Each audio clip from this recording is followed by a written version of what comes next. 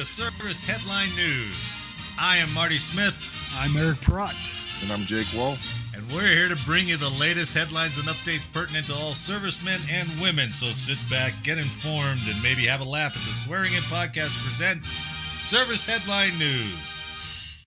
All right, we got a treat for you all today. Besides myself and my esteemed colleague, Eric Pratt, we also have Jake Wall joining us, auditioning with us today to see how it goes. Welcome aboard, Jake.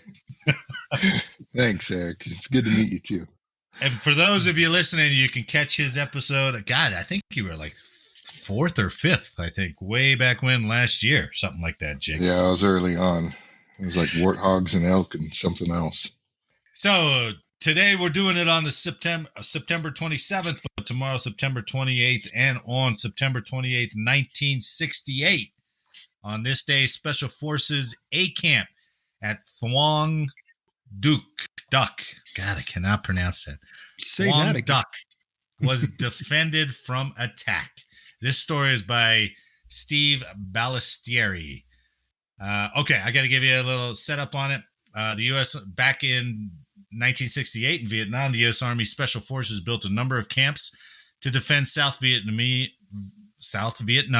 from communist infiltration during the war in Vietnam. These would be manned by a typical Special Forces A team, manned by paramilitary Montagnard tribesmen called camp strikers, and they served in what was called the Civilian Irregular Defense Program, the CIDG, Irregular Defense. I know, it's crazy. But you'll hear CIDG a lot. That's going to refer to these Montagnards, the natives. Yep. Anybody who's seen Apocalypse Now, that's who Colonel Kurtz was leading at the end.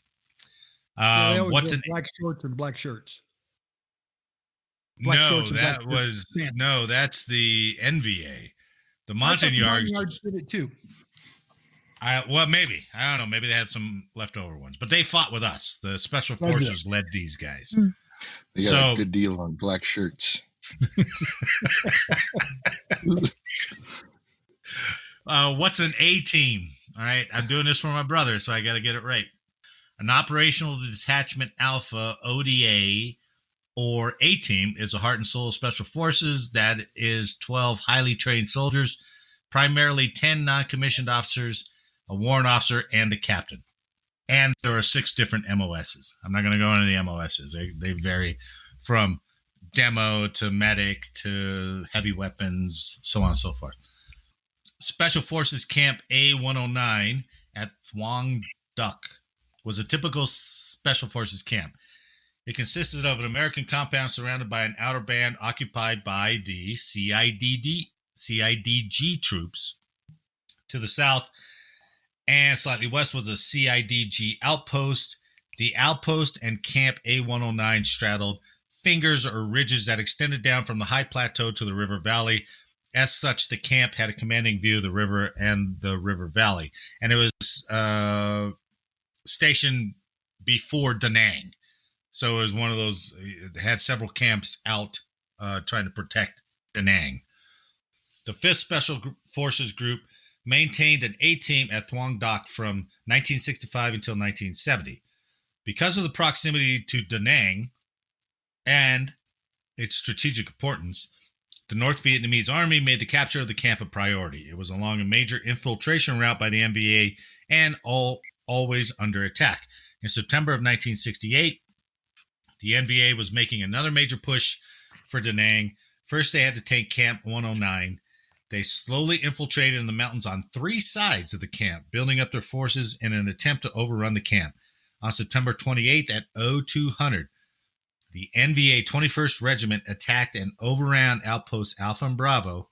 Those outposts were about 600 meters southwest of the main camp area. Later that day, the Montagnard strikers, led by Special Forces troops, took back the 2 outposts in hard fighting. The NVA kept up the pressure by taking several surrounding villages in the area and either killing or driving out the local inhabitants. Meanwhile, the Special Forces troops, with their organic mortars, along with artillery support and airstrikes from the Air Force, were taking a huge toll on the enemy. The A-team in Thuong Duc had in their possession a captured enemy radio set and were able to monitor the enemy's transmissions.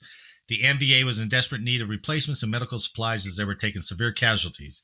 Because of these monitored transmissions, the Montagnards and Special Forces personnel from Camp 109 attacked and routed an enemy resupply column when they entered a killing field of the open area northwest of the camp several days later.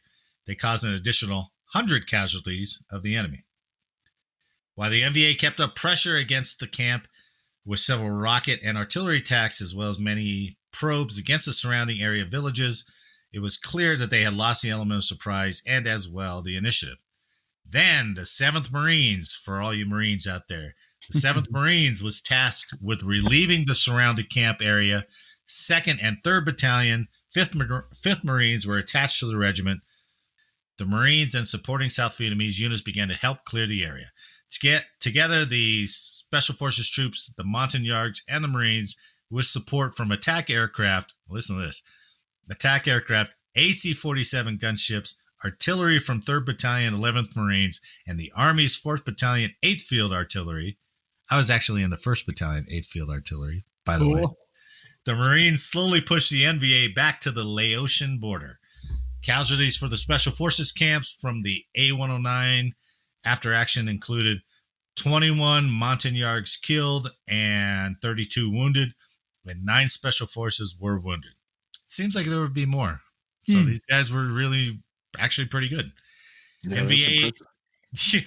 NVA dead in direct camp assaults were counted as 68.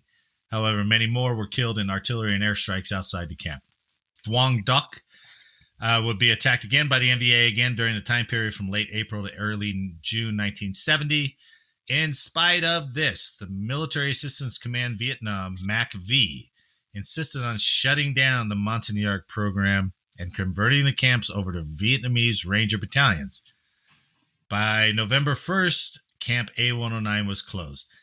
The last bastion and 1st Corps was gone. The South Vietnamese were incapable of running the programs correctly, and the Montagnard strikers quit in large numbers, not trusting the South Vietnamese government, who treated them like second-class citizens.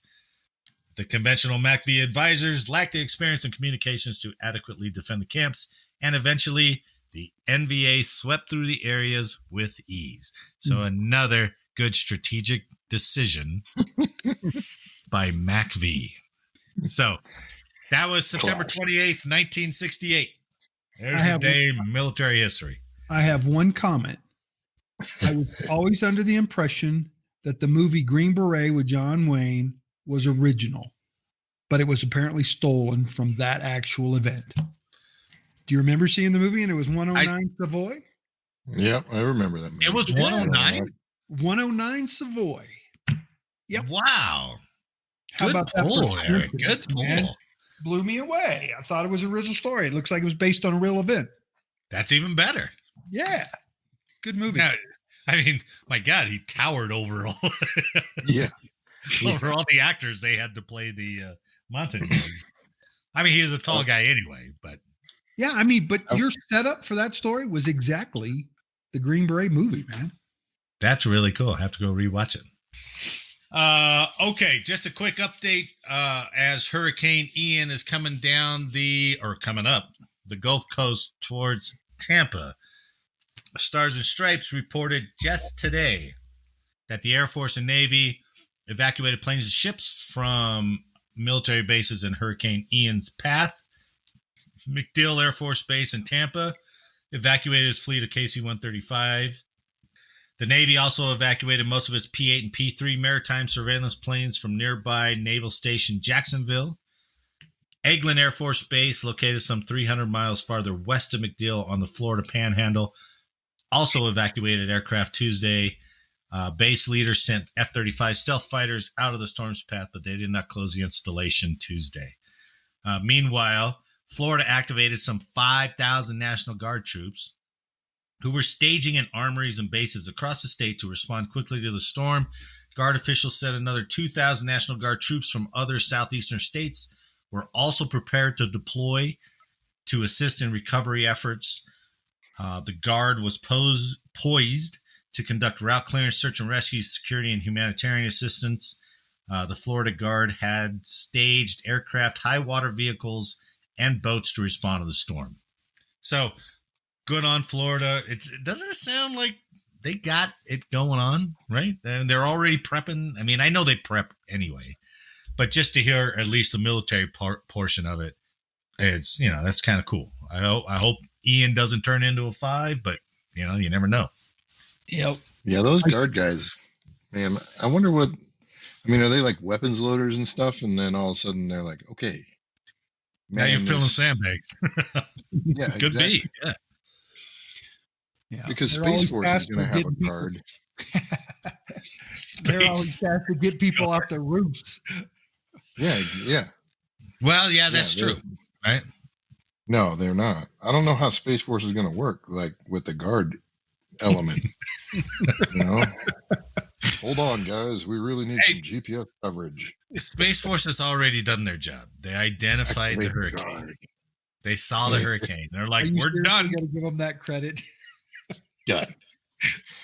All right. No Space Force passion yet. Okay. Guy sends the message, leans back in his very nice chair that is 1 year old, and says, "Man, this is a satisfying job." Wait, almost. You almost had that scenario right. He leans back in his chair. He strokes his Viking beard and says, "Man, this is a satisfying job." Odin will be pleased. Right. Oh my God. Jake, what do you got? What's your story? Well, I got that incident of the Coast Guard being more Navy than the Navy.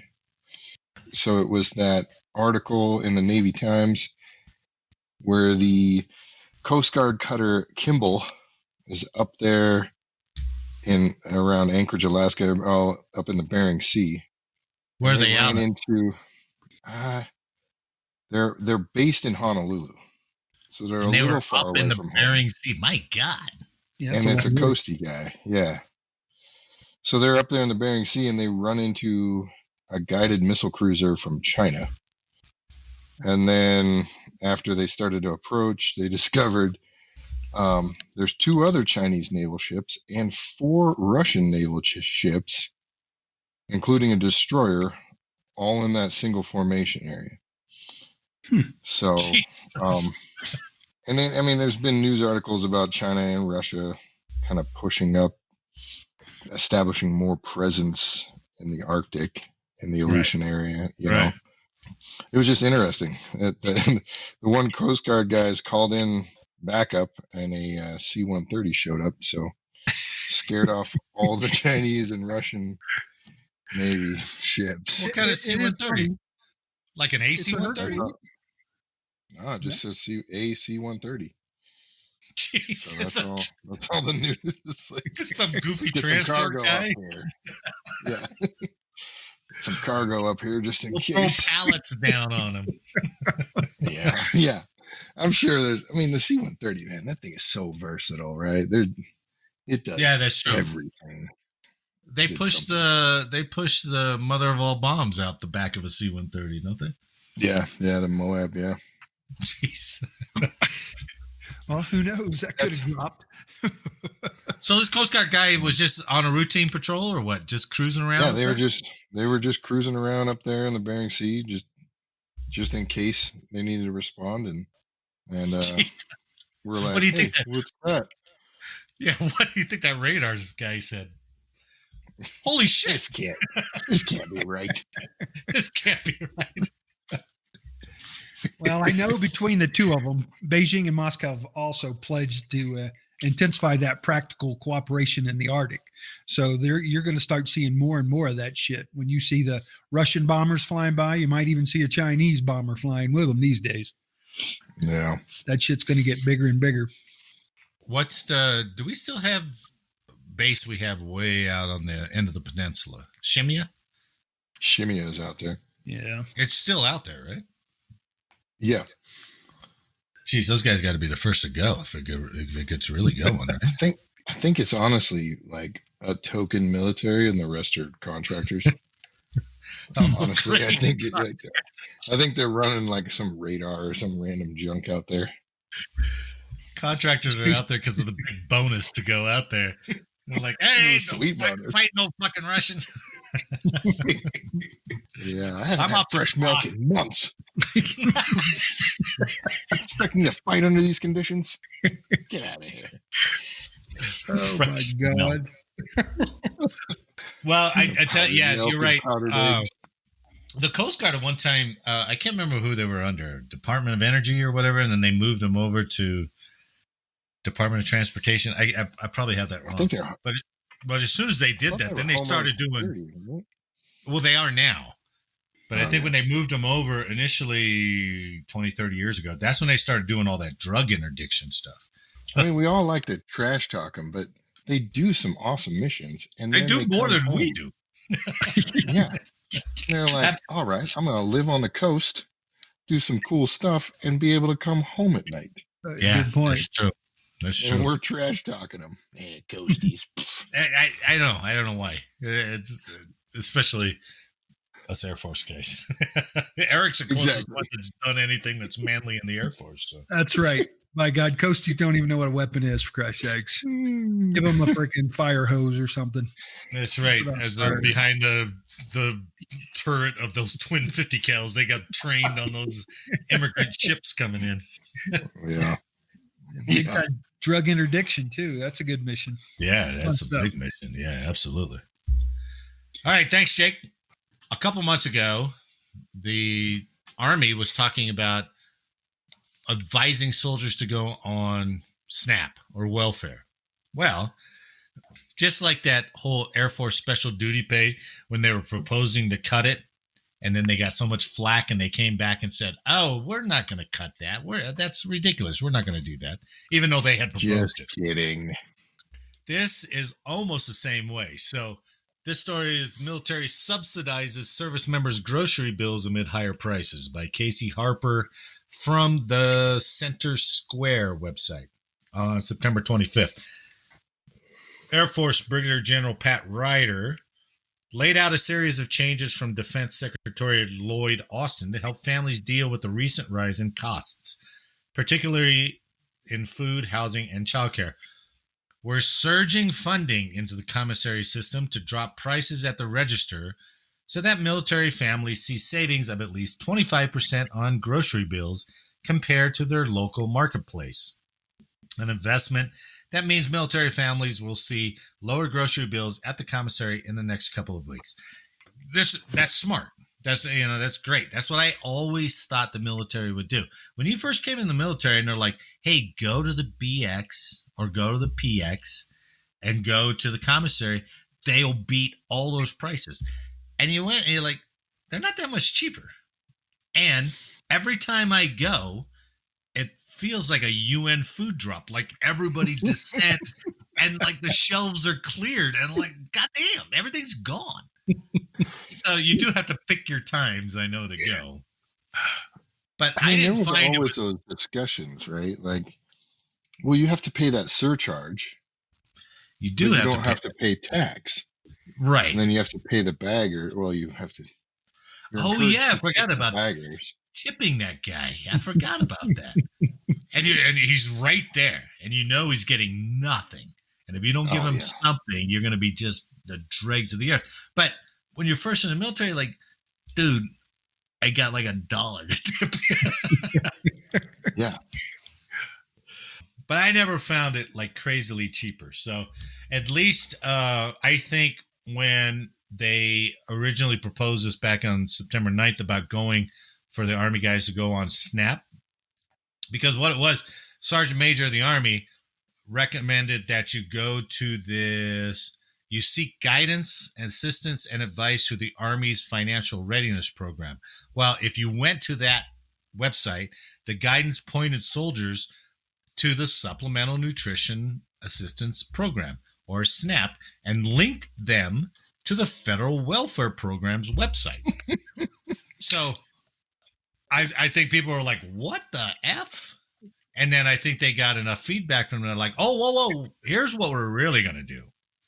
We're going to pump money into the commissary so you guys will have lower prices, which is what the military should be doing anyway. It seems like. in my mind, that's the whole point of the commissary, right? Yeah. Right. It's not like how much confidence make you AFES provide. money. How much confidence you provide in a young airman when you tell him, "Hey, you need to go get that welfare check." Go on welfare. Serve that- your country, You got but that let's EBT yet? go get those food stamps and let's get you a steak. Oh, I want to hear that retention guy come up and go, "Hey, are you thinking about re-upping? yeah. Can I get some more Yeah. food stamps? Can I buy cigarettes with my food stamps?" I mean, it's Well, crazy. 6 might take him. So good on him, I guess, for doing the right thing. It's unfortunate that these last couple stories we covered about Air Force special duty pay going on SNAP, they get terrible, probably terrible, and loads amounts of negative feedback on these stories, and they're like, whoa, we got to do something about this. So at least they changed their policy. So good for them. They're changing it, and hopefully they're making things cheaper over at the commissary. I mean, the SNAP is already in existence, so the sergeant major was like, "Hey, this program's already here. It's the easiest route to get you taken care of." And Jake, you brought it up when we were talking earlier, because I remember having soldiers on WIC that were using WIC. Yeah. You know, they had families. They got in. They got married in basic or right out of basic. They had a kid. Especially up in Alaska, like food was just expensive. Yeah. Oh, yeah. So, I guess way back when it probably still looked crazy. All those. It was weird because all the NCOs, and I maybe should have taken this as a red flag, but all the NCOs were on WIC. Looking back now, it makes sense now. Well, that won't be like that when I get there. Yeah, no, they'll fix it. They'll fix it by then. Like I said, at least they caught it and they're doing something about it. So soldiers don't have to go on welfare unless they want to. They still have an option, but at least they're going to lower some commissary prices. Hey, I was thinking about that too, because you guys brought up the housing and all that stuff last time, a couple episodes ago. Oh, that was Eric's story. Yeah.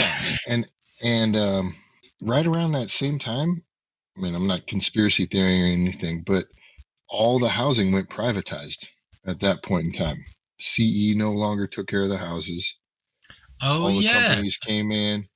I know at Vandenberg, I know at Buckley and Schriever and Pete, all the housing went away from base control. And then they all slowly moved to having to pay, like it was automatically pay for electric and water, maintenance, and all that. And maintenance. Because you used to be able to go to like self-help. Yep. Oh, yeah. Store, that's right. Right. You go there and get light bulbs and nails and all that kind of stuff. Yeah, for cheap. You can do it basic all. Yeah, and they just issued it out. They don't do that anymore. You got to call. And does Peterson still have like the garage and stuff that the airmen could go in there and use? Oh, yeah. You mentioned self-help, and I was like, shit, they could go down there. They could work on their cars. They could get stuff for their house. I mean, I think those days are all past, I guess. Yeah, I don't know. I know that facility's or the building's still there. I haven't gone in there for years. Yeah. Nor I. I knew guys used to do their oil changes down there, man. Yeah. Yeah, all the time. Yeah. I did my brakes at Peterson. Yeah. Because they had I wonder if that's still available. And everything. All right, Eric, close us out. What do you got? Eric?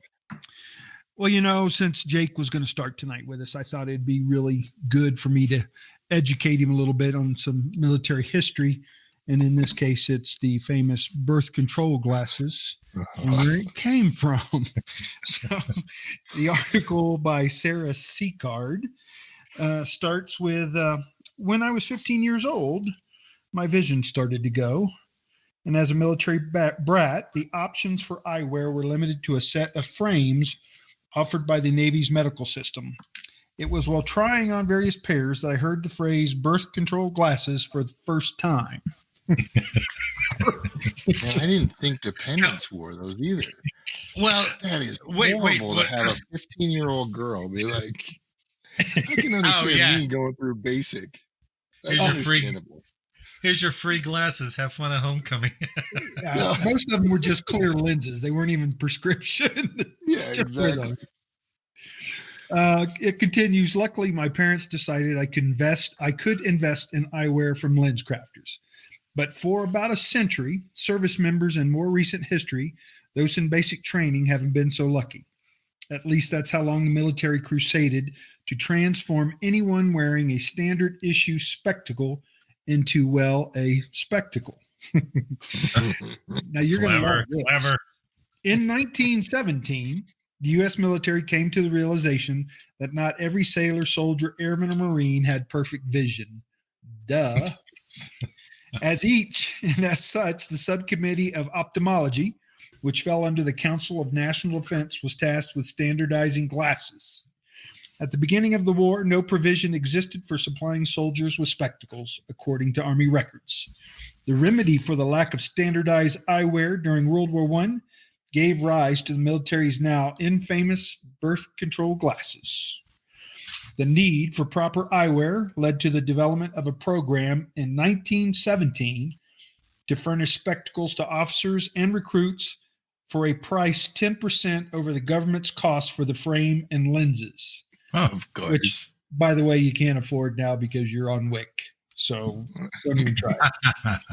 The following year, the Army authorized the free issue of spectacles to enlisted personnel. That program ended in 1918, however, and it was not expected to be resurrected. Unfortunately, just 2 short decades later, another world war necessitated standard issue eyewear.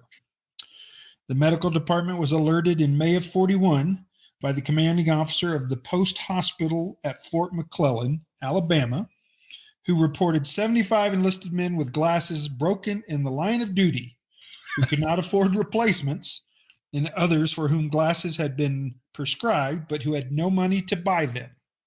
A month later, on the recommendation of the Surgeon General, the medical department was directed to provide spectacles and repairs and replacements to all military personnel needing them. That was probably because of all the sergeants slapping them.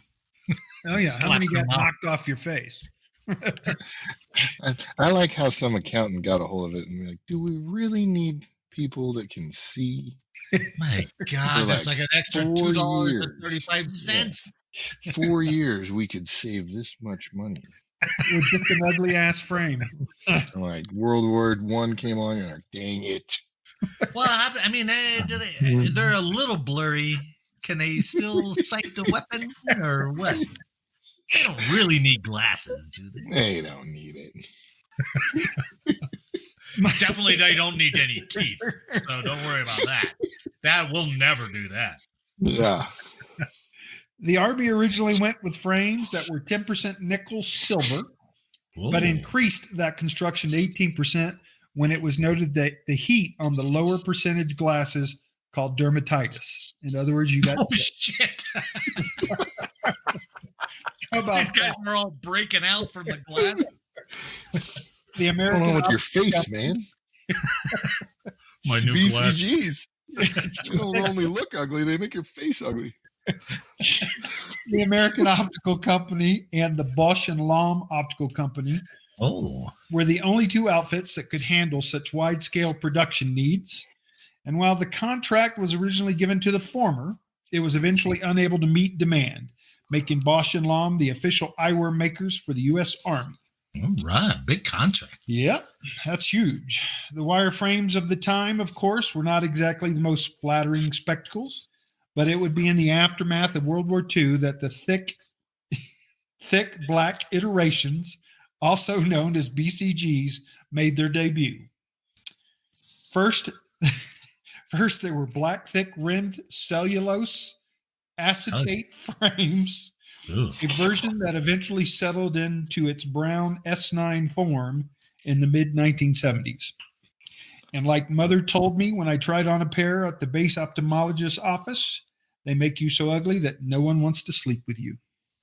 See, I have never heard that take from a woman. This is a woman who wrote this article, right? Yep. Because it was always like, dude, you're going to wear those glasses out? You are going home alone. It's not going to happen, big boy.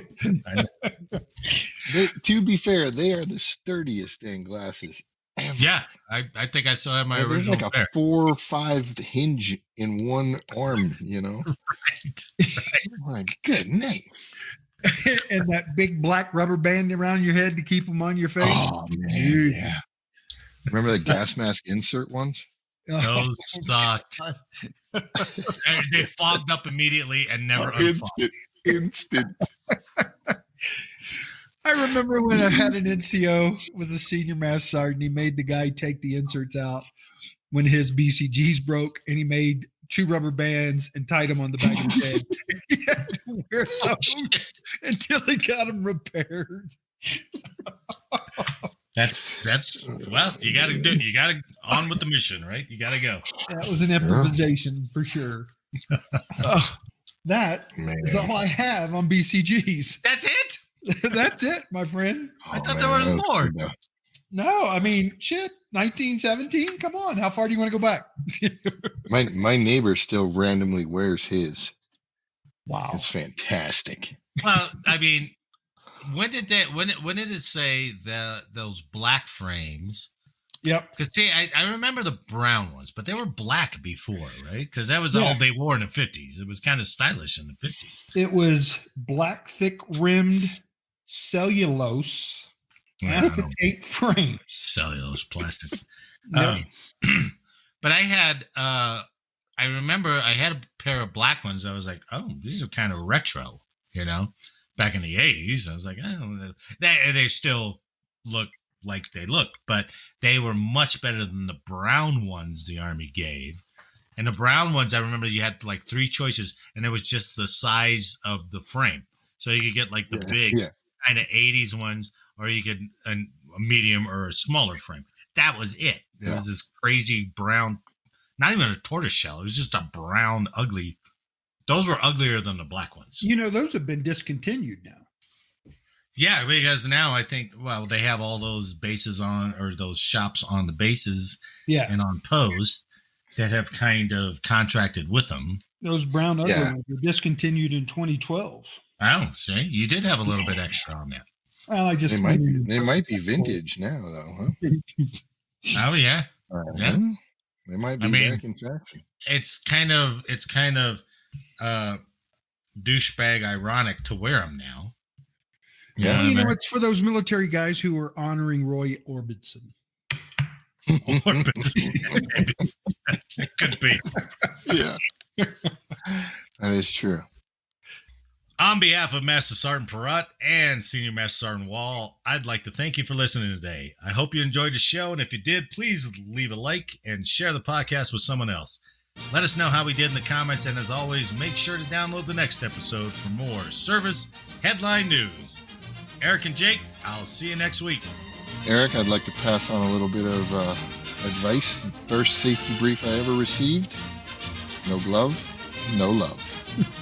Okay, Jake, thanks.